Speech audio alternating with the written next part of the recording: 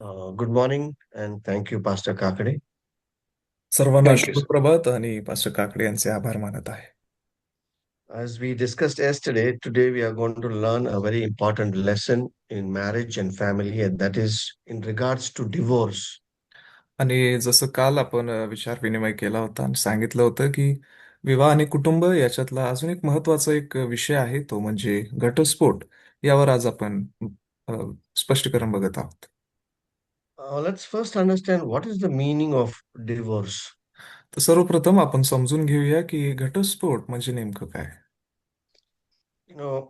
The Bible is very clear that in the book of Matthew, chapter 19 and 6 says, what God has joined together, let no man separate.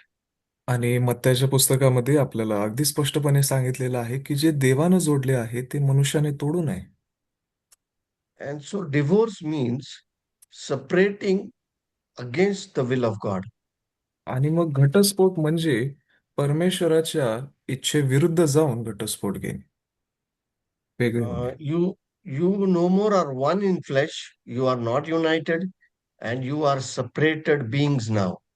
आणि मग तिथून पुढं आता तुम्ही एक देह नाही, एकत्र नाही, आणि तुम्ही कायमस्वरूपी वेगळे झालेले आहात.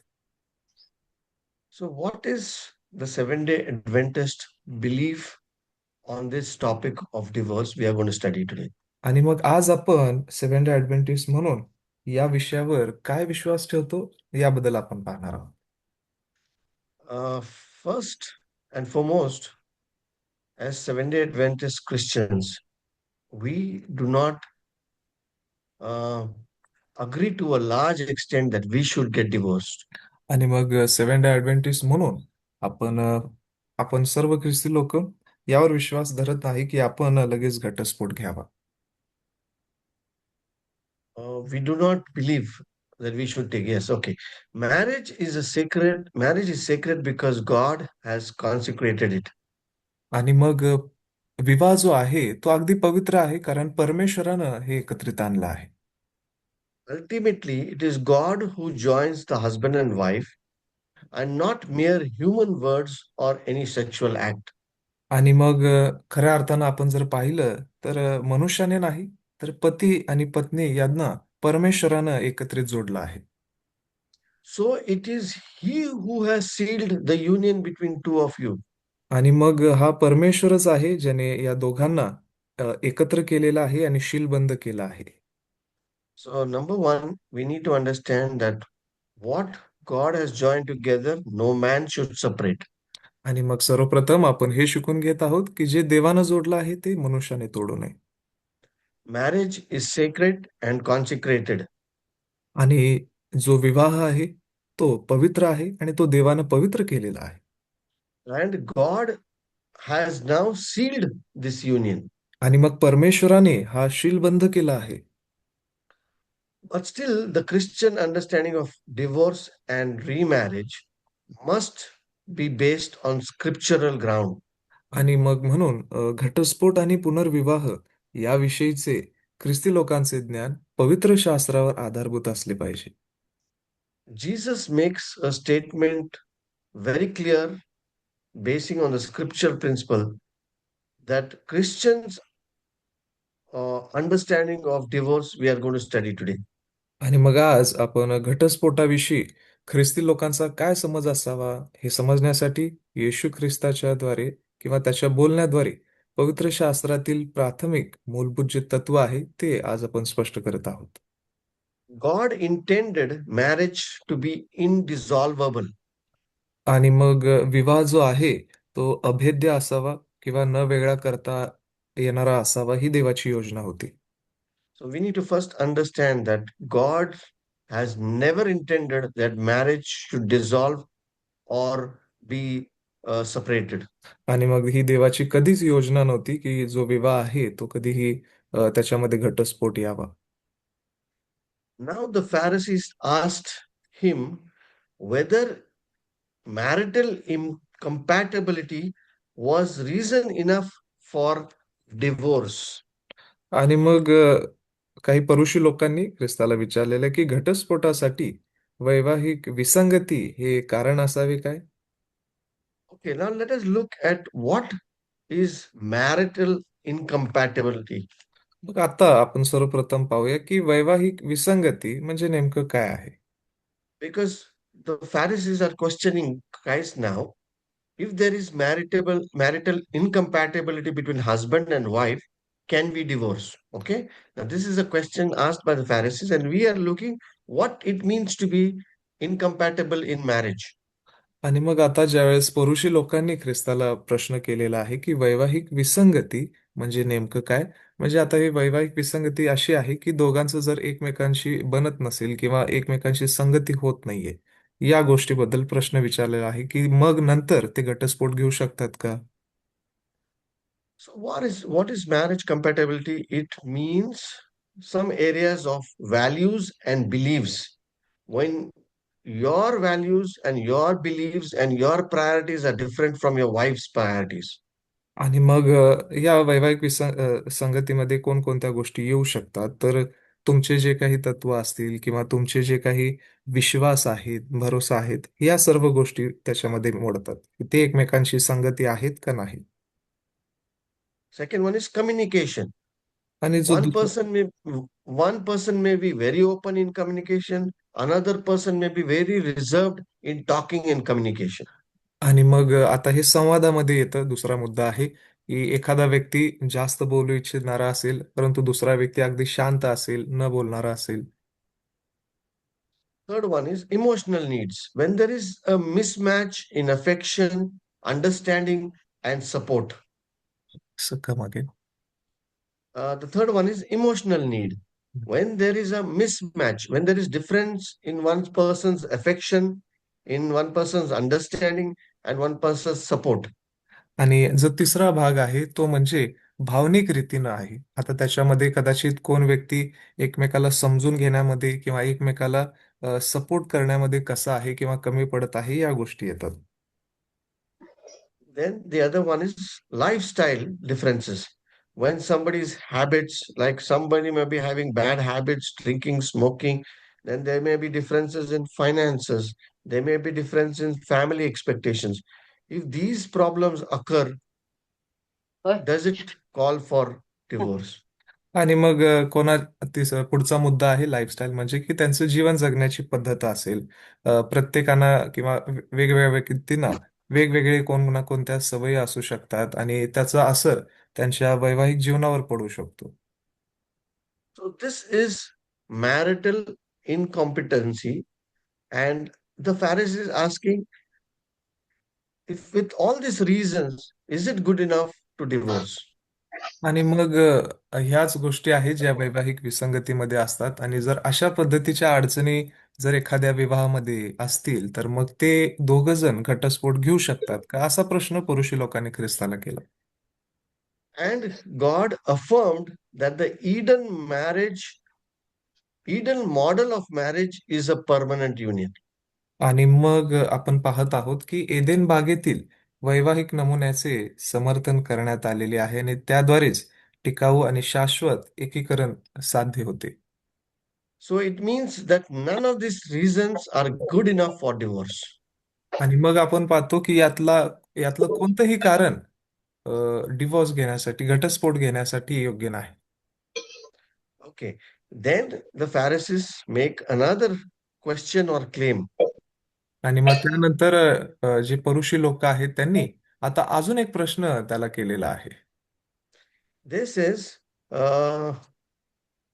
when they pressed him further, they talked about Moses' law of divorce, and he says, "What happens? Moses allowed divorce." Okay, now let us see where in the Bible it mentions. Now they are talking about why did Moses allow divorce then? The Moses law, why did it allow divorce? Okay, they are questioning God. Okay, you can say that, Pastor Milky. हे आता घटस्फोटाबद्दल अ, मोशेनं काय सांगितलेलं होतं, तर मोशेनं नियमाचा त्यांना मार्गदर्शन केलं की तुम्ही घटस्फोट घेऊ शकता. मग आता हाच प्रश्न ख्रिस्तापर्यंत ते घेऊन आलेले आहेत की मोशे तर आम्हाला सांगत होता तुम्ही घटस्फोट घेऊ शकता. Where is that mentioned? That is mentioned in Deuteronomy chapter 24, verse 1. आणि मग याचा उल्लेख कुठं करण्यात आला आहे, तर अनुवाद याचा 24वा अध्याय आणि पहिल्या वचनामध्ये.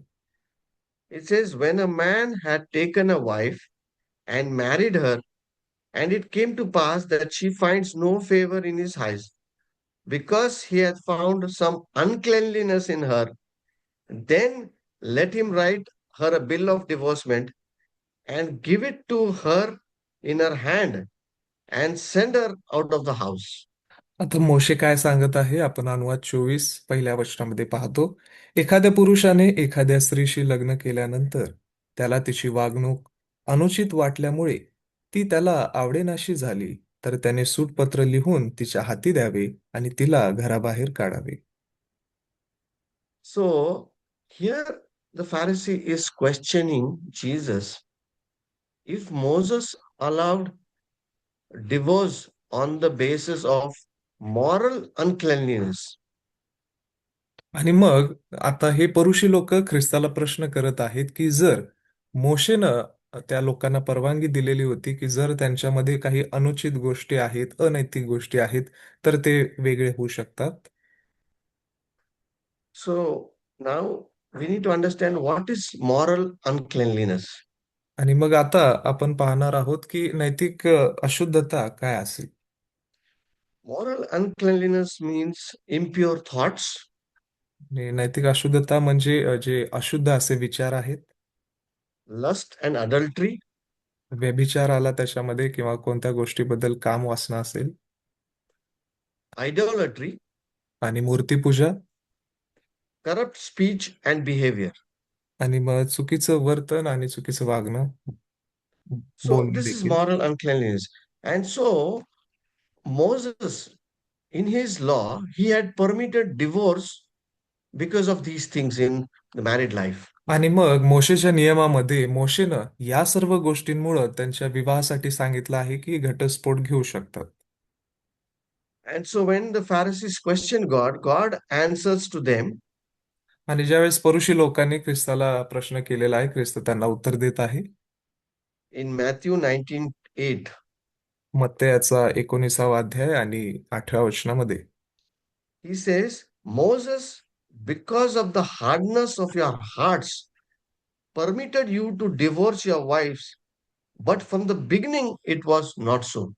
आणि मग तो त्यांना म्हणाला की तुमच्या अंतःकरणाच्या कठोरपणामुळे मोशेने तुम्हाला आपल्या बायका टाकू दिल्या, तरी सुरुवातीपासून असे नव्हते. Okay, so from the beginnings, this is not the principle of divorce. आणि सुरुवातीपासून या गोष्टी नव्हत्या, हे तत्व नव्हतं. And Moses allowed it because the people were very harsh in making decisions and they were very, what do you mean, very, very pressing on this topic that they should divorce their wife. And आणि so, because of the hardness of their hearts, Moses had allowed this. आणि आता मग मोशेनं तुम्हाला का परवानगी दिली? कारण ही सर्व लोक या विषयावर खूप भर देत होते, जोर देत होते की त्यांना घटस्फोट हवा आहे. त्यामुळं देखील मोशे बोलला आणि त्यांच्या अंतःकरणाच्या कठीणपणामुळं मोशे म्हणत आहे की ठीक आहे, जर या घटस्फोट घ्यायचा आहे तर या गोष्टी त्याच्यामध्ये असतील, हे नियम असतील. Okay. So, our understanding is that not on moral grounds, no one can take divorce. आणि मग आता या समजापर्यंत आपण येत आहोत. एक समज आपल्याला येते की अनैतिक विचारांमुळं किंवा नैतिकतेच्या अशुद्धतेमुळं आपण घटस्फोट घेऊ शकत नाही. So, not on moral uncleanliness and also not on marital incompatibility. We studied what is moral incompatibility. मग आता ह्या दोन गोष्टी आपण बघत आहोत की घटस्फोट आपण घेऊ शकत नाही. वैवाहिक विसंगती असेल किंवा जर एखाद्याची नैतिकता अशुद्ध झाली असेल. What is the reason then we can take a divorce? मग आता कोणतं असं कारण आहे की ज्या कारणाद्वारे एक व्यक्ती विभक्त होऊ शकतो किंवा जी जोडी आहे ते घटस्फोट घेऊ शकते. Let us turn our Bibles to the book of Matthew, chapter 19, verse 9. Now, this is a very important chapter and verse that we should always keep in our mind when it comes to divorce. आणि मग आता मत्ते 19 आणि 9 वचन आपण पाहत आहोत. ख्रिस्त अगदी आपल्याला स्पष्ट रीतीने सांगेल घटस्फोटासाठी काय करायचं आहे. In regards to divorce. Okay. Here it says, and I say unto you, Whosoever shall put away his wife, except it be for fornication, and shall marry another, committeth adultery. इथं स्पष्ट रीतीनं प्रभू येशू ख्रिस्त सांगत आहे, मी तुम्हाला सांगतो की जो कोणी आपल्या बायकोला जार कर्माच्या कारणाशिवाय टाकून दुसरी करीतो, तो व्यभिचार करतो. Okay. So, except for fornication, you cannot divorce. आणि मग इथं आपल्याला सांगण्यात आलेलं आहे की व्यभिचाराशिवाय अ, व्यतिरिक्त कोणीही घटस्फोट घेऊ शकत नाही. What is fornication? What is व- fornication? मग इथं आपण बघत आहोत की व्यभिचार म्हणजे नेमकं काय. That means sexual immorality. आणि मग इथं आपण पाहत आहोत की शारीरिक रीतीनं अ, अनैतिकता असेल. Adultery or unfaithfulness within marriage. आणि जो व्यभिचार आहे तो म्हणजे आपल्या वैवाहिक जीवनामध्ये अविश्वासूपणा. There is only one and very simple reason that God is specifying in the Bible, in the book of Matthew, chapter 19:9, that if your wife or your husband is found in adultery or found in a position of uh, sexual immorality or unfaithfulness within marriage, when you find this, then that is the only reason why we can give divorce. आणि मग इथं आपल्याला प्रभू येशू ख्रिस्त अगदी स्पष्ट रीतीनं सांगत आहे की एखाद्यानं घटस्फोट का घ्यावा. समजा त्यांनी पती असेल अथवा पत्नी असेल, लैंगिकदृष्ट्या लैंगिक संबंधामध्ये जर त्यांना ते सापडले किंवा चुकीच्या गोष्टींमध्ये आढळले, मग ते एक कारण होऊ शकतं की ते घटस्फोट घेऊ शकत आहेत. So this is the only legitimate reason why you can get divorce. आणि मग हेच एक कारण आपल्याला शास्त्रातून पाहायला मिळतं की मग या कारणास्तव तुम्ही घटस्फोट घेऊ शकता. His response to the Pharisee makes it clear that Jesus had a far deeper understanding of fidelity than they did. From what he said and from the principles regarding marriage, both in Old and New Testament, it can be affirmed that God intends those who marry to reflect the image of God in a permanent union. आणि आणि Meaning मग that God was trying to tell them about about fidelity, okay, and the importance of marriage, because God never intended that there should be divorce. Okay, आपण पाहतो की God never wanted man to separate. Yes, Pastor. परुषी लोकांनी त्याला ज्यावेळेस अ, उत्तर त्याचं ऐकलेलं आहे आणि ख्रिस्ताचं जे उत्तर होतं हे स्पष्ट रीतीनं सांगतं की लैंगिक अप्रामाणिकपणाच्या बाबतीत त्यांच्यापेक्षा देखील प्रभू येशू ख्रिस्ताचं ज्ञान हे अगदी सखोल होतं.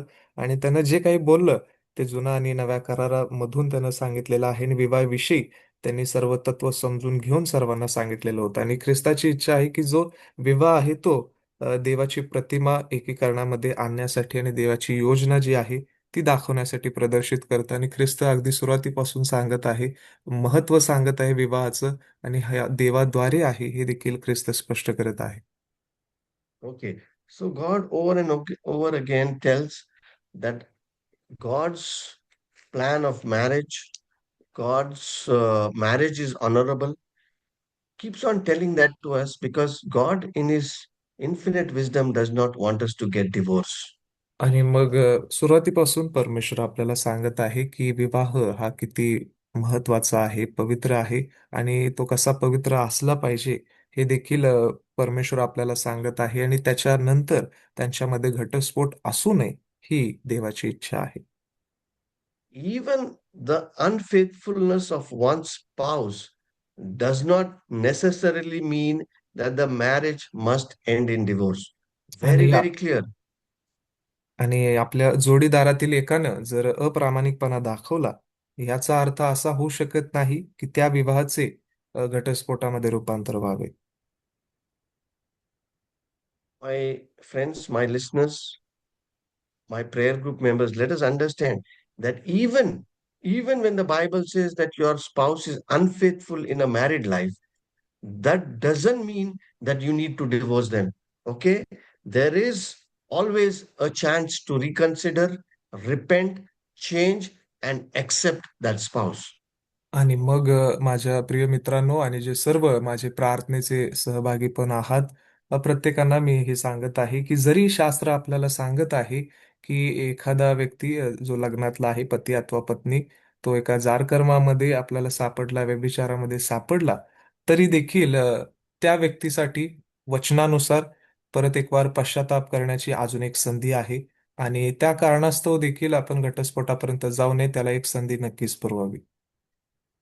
The way of the cross encourage deep repentance and forgiveness. वधस्तंभाचा मार्ग हा पश्चाताप करायला आणि पापक्षमा मिळवायला उत्तेजन करतो. When we look at Christ, when we look at what he did on the cross, when he forgave us of our sins, it is then our bonded responsibility to repeat or to replicate what Jesus did on the cross, and that is to repentance and forgiveness should be there in a marriage relationship. आणि मग ज्यावेळेस आपण वधस्तंभाकडे पाहतो त्यावेळेस आपल्याला लक्षात येतं की ख्रिस्तानं देखील हे सर्व आपल्या पापासाठी केलं आणि आपल्याला पापातून मुक्त करण्यासाठी केलेलं आहे. आणि मग जर एखाद्या व्यक्तीला आपण अशा रीतीमध्ये पाहत आहोत तर त्या व्यक्तीला देखील संधी प्राप्त व्हावी, कारण वधस्तंभ आपल्याला दर्शवत आहे की पाप क्षमा एखाद्याला मिळावी आणि त्या व्यक्तीचा पश्चाताप देखील मान्य करावा. Even in the case of adultery, through forgiveness and reconciling power of God, the injured spouse should seek to maintain God's original purpose in creation. आणि व्यभिचाराच्या बाबतीत सुद्धा पापक्षमा आणि देवाच्या समेट करण्याच्या सामर्थ्याद्वारे मनाला दुखापत झालेल्या व्यक्तीने उत्पत्ती कार्यातील विशिष्ट मूळ उद्देशाने पालन करण्याचा प्रयत्न करावा. Because once again, when we marry someone, Bible is very clear. What God has joined together, let no man separate. And as human beings, if we are willing to repent and if we are willing to forgive our spouse, then we are maintaining God's original purpose of married plan. आणि मग अशा परिस्थितीमध्ये शास्त्र आपल्याला अगदी स्पष्ट सांगत आहे की जे देवानं जोडले ते मनुष्यानं तोडू नये. आणि अनेक साऱ्या गोष्टी ज्यावेळेस त्या विवाहामध्ये उपस्थित होतात, परंतु जी देवाची मूळ योजना आहे त्यावर आपण प्रत्येकाने स्टिक असावं. When you are ready to forgive and let go of your negative attitudes, God will be more than ready to heal you and renew your love for one another. आणि मग जेव्हा तुम्ही पाप क्षमा करण्यास तयार होता आणि तुमच्या मनातून निषेधाची किंवा एखाद्याबद्दल हेवेची भावना काढून टाकता, तेव्हा देव देखील तुम्हाला सुव्यवस्थित ठेवण्यास सदैव तयार असतो. Let us just summarize this one or two points about divorce. आणि मग घटस्फोटाबद्दल एक किंवा दोन असे आपण मुद्दे पाहूया. One is very important to understand that because you do not get along with your wife, or because of her thoughts, or because of her understanding, or because of her outlook, whatever, there is no way you are going to divorce her. आणि मग पहिला तर मुद्दा आपण बघत आहोत, तुमच्या वैयक्तिक जीवनामध्ये समजा विसंगती असेल, एकमेकांसोबत बनत नसेल किंवा समजून घेण्यामध्ये फरक असेल किंवा कदाचित दिसण्यावरून काही गोष्टी असतील, उत्पन्न होत असेल, तर हे कारण होऊ शकत नाही घटस्फोट घेण्याचं. Second reason, biblically and scripturally, that is allowed to get married is when there is unfaithfulness in married life. आणि मग जो दुसरा मुद्दा आहे, दुसरं कारण असू शकतं शास्त्रावर आधारित, ते म्हणजे समजा एखादा व्यक्ती जारकर्मामध्ये किंवा व्यभिचारामध्ये सापडला तर तो घटस्फोटासाठी मान्य आहे. But God again gives a solution for that also. He says, you need to be ready to forgive and let go your negative attitude towards your spouse. And God is willing to bring healing in your lives. आणि मग तिसरा मुद्दा परमेश्वर आपल्यापर्यंत घेऊन येत आहे, जो अगदी महत्वाचा आहे, की अशा परिस्थितीमध्ये देखील जेव्हा शास्त्र तुम्हाला परवानगी देत आहे, त्यावेळेस तुम्ही एखाद्याला क्षमा करण्यासाठी आणि आपल्या स्वतःचा निषेधाची जी भावना असेल किंवा नकारात्मक विचार असतील ते सोडून देऊन परमेश्वरावर सोपवण्यासाठी आपण तयार असावं. परमेश्वर तुम्हाला त्यातून बाहेर काढेल, बरं करेल. While the divine ideal, ideal for marriage is that of loving and permanent union that continues until the death of one partner, at times legal separation becomes necessary because of offenses such as physical abuse to a child or to a spouse. Now, let me just explain to you, Pastor, what this means. It means that marriage is loving and a permanent relationship until one spouse dies. आणि मग हे जो लग्न आहे, विवाह जो आहे, तो जोडीदाराकरिता एक आदर्श असावा. कोणत्या बाबतीत? तर प्रीतीच्या बाबतीत आणि शाश्वत एकीकरणामध्ये आणि त्यांच्या मृत्यूपर्यंत. The legal law, that is the judicial law, the government law, sometimes allows divorce because of physical abuse to the spouse or to the child. आणि मग आपलं जे न्यायालय आहे आणि जे नियम आहेत, ते एखाद्या जोडीदाराला वेगळं होण्यासाठी कायद्याद्वारे सांगतात. कोणकोणत्या गोष्टी? तर एखाद्याला किंवा आपल्या मुलाला किंवा आपल्या पती किंवा पत्नीला गैरवर्तनामुळे किंवा अपशब्दामुळे ते अलाव करतात, तुम्ही डिव्होर्स घेऊ शकता. But this is as per the government law, not as per the scriptures. आणि हे कायद्याद्वारे आहे, ठीक आहे, त्यांच्या नियमाद्वारे आहे, शास्त्रानुसार नाही. But such a separation or divorce in which unfaithfulness to the marriage vow is not involved does not give either one scriptural right to remarry. Now, in such cases, if the government or the law of the land allows you to be separated on the basis of causing harm to your spouse or to your child, and the local law gives you that you can be separated, it does not allow you to remarry. आणि मग इथं आपल्याला लक्षात येत आहे की जर समजा अशा प्रकारच्या काही गोष्टी त्यांच्यामध्ये होत असतील, त्यांच्यामध्ये भांडणं असतील किंवा एकमेकाला त्रास देत आहे, तर त्यांच्यामध्ये विवाह प्रतिज्ञेशी असलेला अप्रामाणिकपणा जरी समाविष्ट नसला, तरी दोघांपैकी कोणालाही पुन्हा विवाह करण्यास पवित्र शास्त्र अधिकार देत नाही. Unless in the meantime, when both are separated, when the parties are separated, if one of them commits adultery or fornication, then the other person can remarry. आणि तरी मधल्या वेळेत एकाने समजा पुन्हा लग्न करून घेतलं आणि त्याद्वारेच व्यभिचार किंवा जारकर्म केला No, किंवा no, no, त्याची no, no, Pastor. No, no, no, not remarries. Meanwhile, when they are separated, if one commits adultery before remarrying, हम्म. if one commits adultery before remarrying, then the other person can marry. Yes Okay? Yes That means they are separated, but one of them is unfaithful. Then only there is an opportunity for the other person to remarry. Yes sir. समजा आता हे दोघांनी घटस्फोट घेतलेला आहे आणि घटस्फोट जरी झालेला आहे, तरी आणि त्यांच्यामधल्या एकानं समजा व्यभिचार केला किंवा जारकर्म झाला, तर त्यावेळेस जो दुसरा व्यक्ती आहे तो लग्न करू शकतो. Okay. The underlining principle is that they have got divorce from the law of the land, and when they get a divorce from the law of the land because of their harsh behavior, or because they have hurt their spouse by beating, or inappropriate behavior toward the child, the law gives them permission to divorce. And during that time, if one man or the lady is not honest in that relationship which they have separated, then the other person can remarry.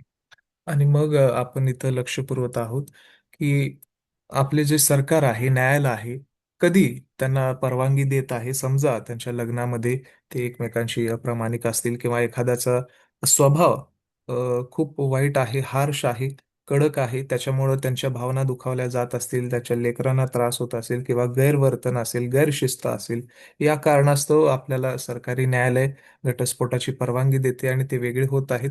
आणि मग पुढे गेल्यानंतर देखील असं सांगण्यात येत आहे की समजा जर त्यातल्या घटस्फोटानंतर देखील ते जरी वेगळे आहेत आणि एखाद्यानं पुढे जाऊन व्यभिचार केला, मग दुसरा व्यक्ती पुढे जाऊन लग्न करू शकत आहे, दुसरं लग्न करू शकत आहे. The second reason they can remarry is when their spouse dies during a lifetime. आणि दुसरं एक कारण आहे की कधी तो जो दुसरा व्यक्ती आहे तो दुसरं लग्न करू शकतो, समजा त्याच्या जोडीदाराचा मृत्यू झाला तर.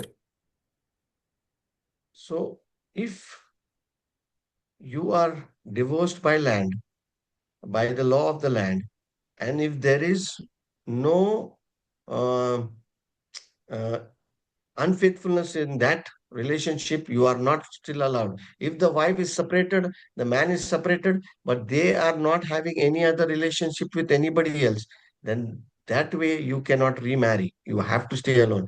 Second thing is, only when your spouse dies, you can remarry. Okay, so we have seen about divorce, we have also seen about remarriage. आणि मग आता जो पुनर्विवाह आहे त्याच्याबद्दल आपण बघत आहोत की ज्यावेळेस ते दोघ जण वेगळे झालेले आहेत आणि त्यांच्यामध्ये प्रामाणिकपणा देखील काही गोष्टींमध्ये दिसून येतो.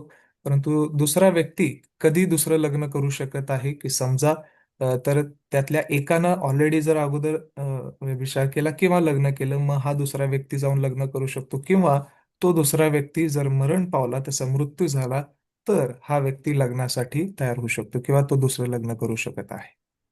Because marriage is a divine institution, the church has a unique and solemn responsibility both to prevent divorce and, should divorce occur, to heal as far as possible the wound it causes.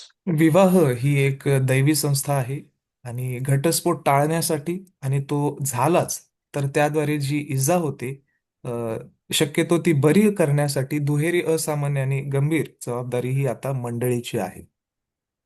So, आणि खूप in simple language, साध्या भाषेमध्ये, if you have been divorced, आणि जर if you तुमचा are if you are divorced because of the unfaithfulness of your spouse, then you can remarry. आणि तुमचा जर घटस्फोट झालेला आहे आणि अ, तुमचा जो जोडीदार आहे त्याच्या अविश्वासूपणामुळं तुम्ही पुढे जाऊन दुसरा विवाह करू शकता. Or you can remarry if your spouse dies. किंवा त्या तुमच्या जोडीदाराच्या मरणानंतर तुम्ही दुसरा विवाह करू शकता. Because ultimately, through everything, God is saying that first and foremost, you should not go for a divorce. And even if you go for divorce, there is a healing process. And that healing process is, if your spouse dies, if your spouse dies during that lifetime, like some people's wife or husband dies at a very early age, and God allows you to get remarried. आणि मग देवाची ही योजना नाहीये की घटस्फोट व्हावा, परंतु जरी हा घटस्फोट झाला तर त्यानंतर एखाद्या व्यक्तीच्या मरणानंतर मग हा दुसरा व्यक्ती दुसरा विवाह करू शकत आहे. आणि आपण पाहतो की अनेकदा काही जोड्यांमध्ये एखादा जोडीदार असेल तो लवकरच मरण देखील पावतो. So I think we are very clear on divorce and remarriage. And once again, I have one more day to go tomorrow. And if you still have questions, if you have personal questions, we can't discuss on this forum. But you can call me or you can meet me. I will give you answers to your questions. And we can discuss this again tomorrow because we still have a concluding day on this topic. आणि Thank you and फक्त God bless you.